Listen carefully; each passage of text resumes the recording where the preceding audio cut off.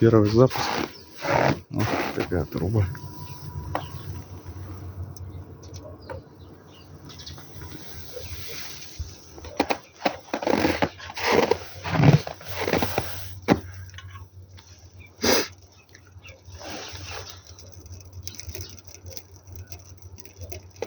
Да, закрою вверху. Посмотрим.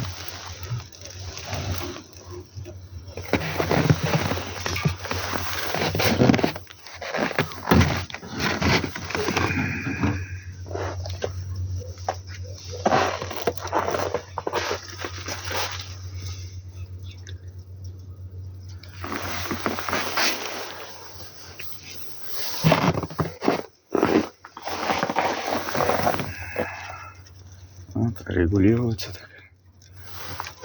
Поддон. А вот это поддон открытый. Так я открыл. Вот. А хотя оно Вот. Это так просто поддон там золотом.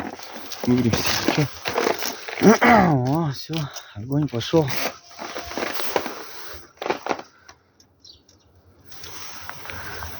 О, дым повалил.